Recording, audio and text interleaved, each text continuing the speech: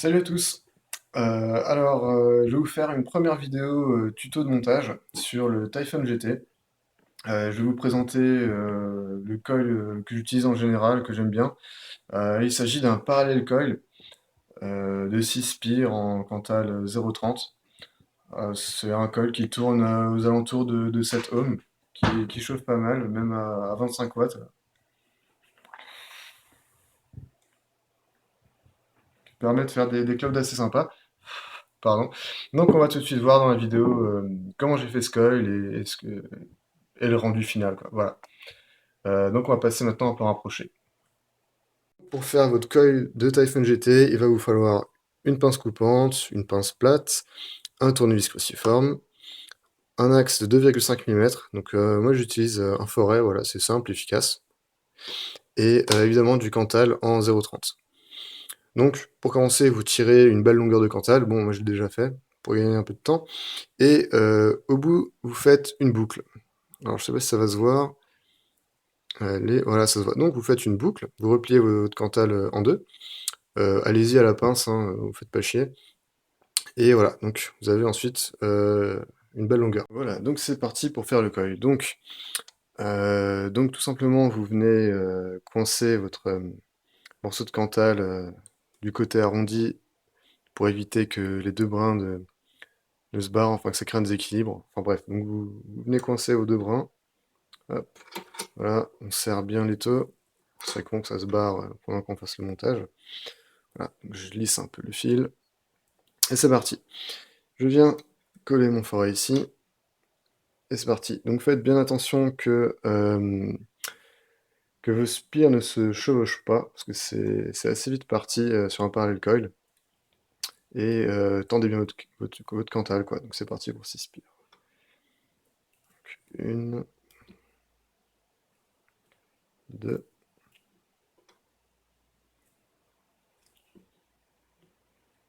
trois,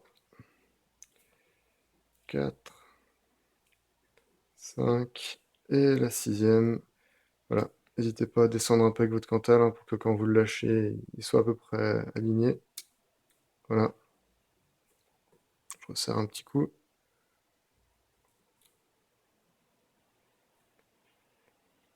Donc voilà ce que ça donne. On va voir ce que ça donne en plan un peu plus près.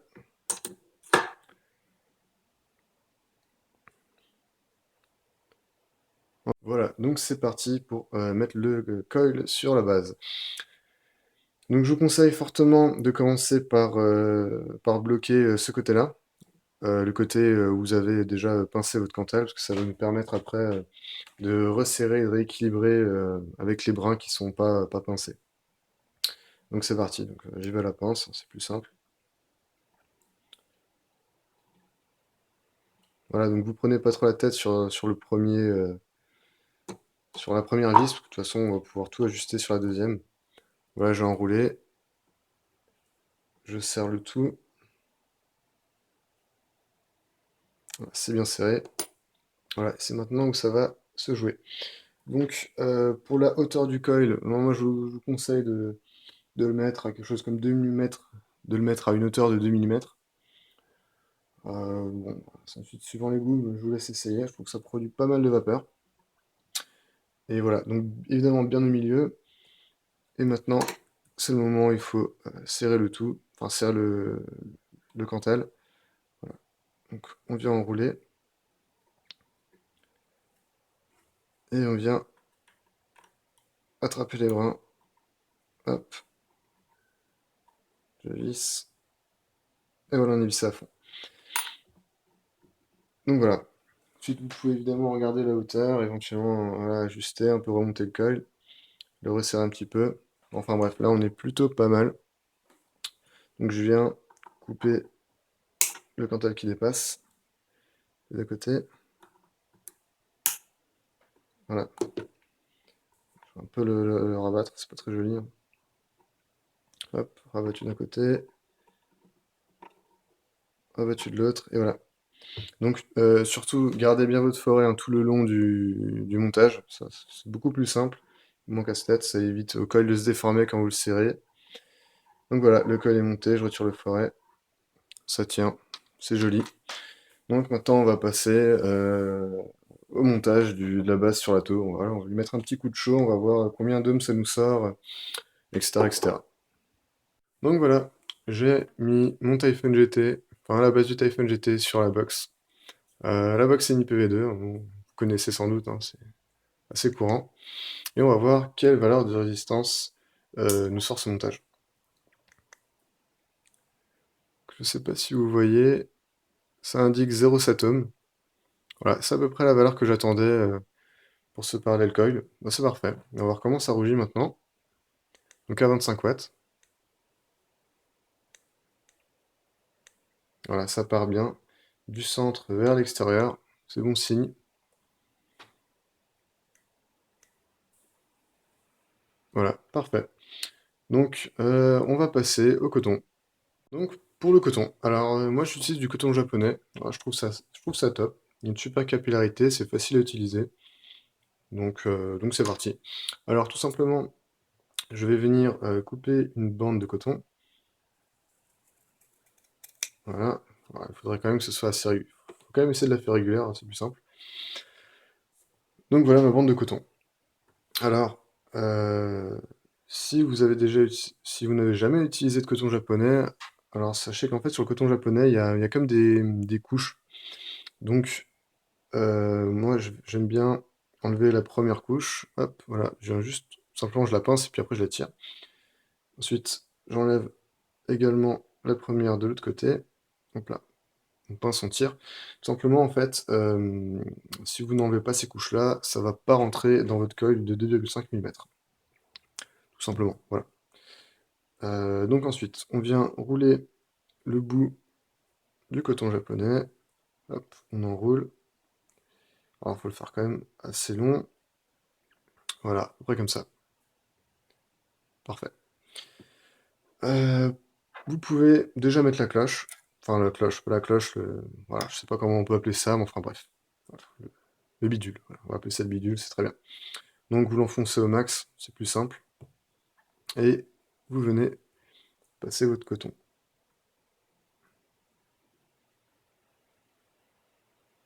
Hop, il est passé.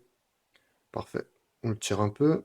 Voilà. Il faut savoir que il faut pas que ce soit trop difficile à coulisser dans le coil. Enfin, en fait, voilà, clairement, il faut juste que ça coulisse dans le coil sans spécialement forcer. Donc je le fais coulisser jusqu'à que ça dépasse juste un tout petit peu de l'autre côté. Voilà. Je sais pas si on voit bien. Bon, c'est quoi que ça dépasse encore, je suis à trop. Voilà. Donc il faudrait idéalement que ça dépasse de temps. Pas plus, pas besoin.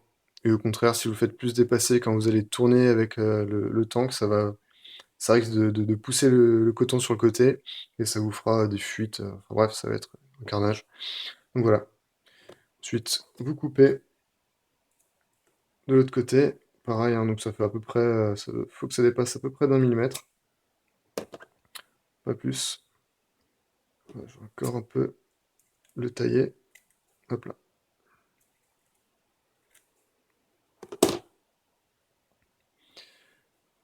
Donc voilà, faut que ce soit à peu près comme ça, pas que ça dépasse trop.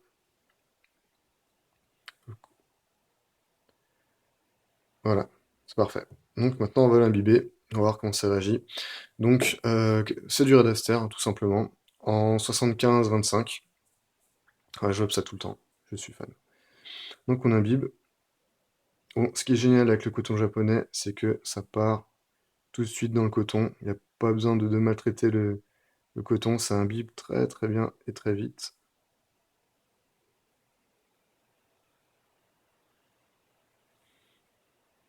Bon,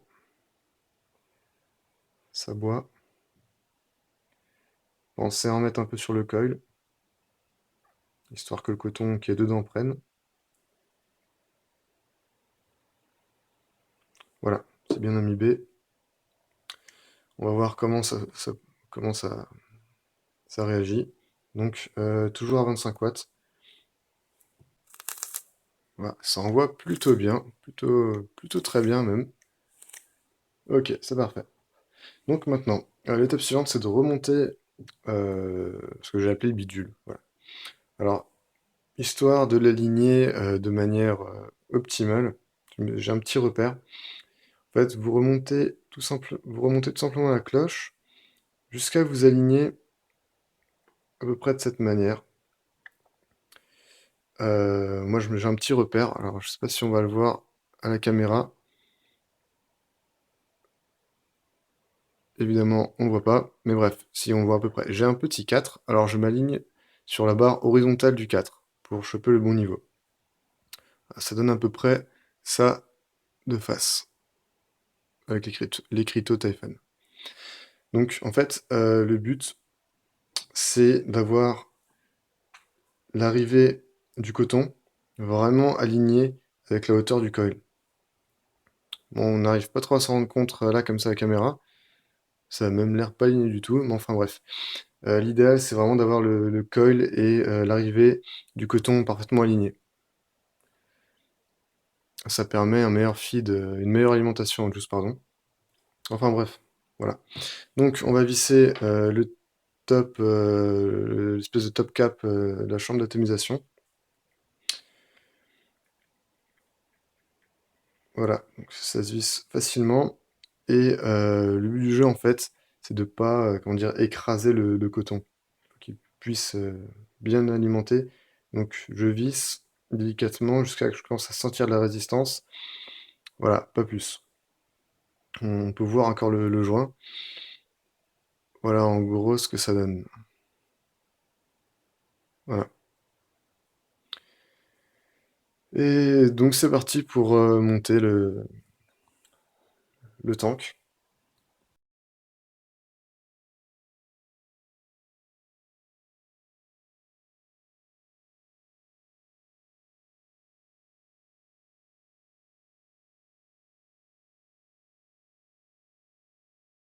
Donc nous revoilà en plan large, avec le fameux Typhon GT coilé avec son parallèle coil de 6 spires, donc pour rappel en Cantal 0,30, diamètre 2,5, coton japonais Red Aster en 75-25, toujours à 25 watts, hein. On va pas changer l'équipe qui gagne.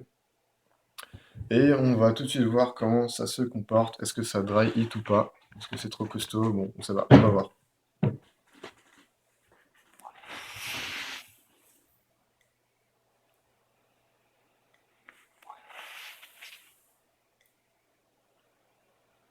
Bon, ça fait des beaux petits nuages.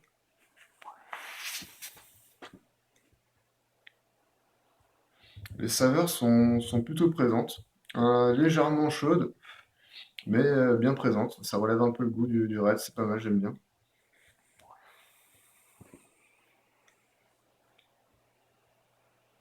Ah, ça fait des beaux clouds.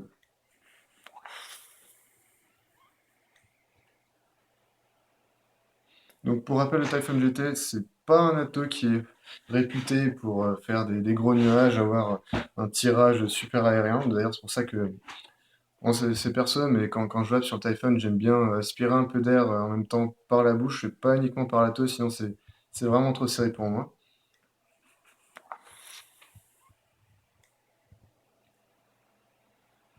Mais bon, ça se comporte plutôt bien. Alors, pas de signe de dry hit. On peut peut-être même chain vaper sans aucun souci. À voir dans la durée. Enfin voilà, je suis personnellement satisfait de ce montage. C'est un montage que je pense que je vais garder. Enfin voilà, donc j'espère que cette vidéo tuto vous a plu, ou va vous servir, ou vous a servi. Donc voilà, c'est ma première vidéo tuto. N'hésitez pas à partager, à vous abonner si vous avez envie de voir un atto ou un montage en particulier dans une prochaine vidéo. N'hésitez pas à lâcher un petit commentaire. Voilà, donc voilà, j'ai pensé à faire comme prochaine vidéo un, un montage sur le magma en 30 mm et en dessous le congestus, voilà. Donc n'hésitez pas à revenir voir dans pas longtemps, il y aura sans doute une vidéo là-dessus. Et puis voilà, je pense qu'on a fait le tour de la question. J'espère que c'était pas trop chaotique à regarder. J'ai eu quelques petits soucis de plan, d'autofocus, et enfin bref, on s'en fout. Allez, à bientôt!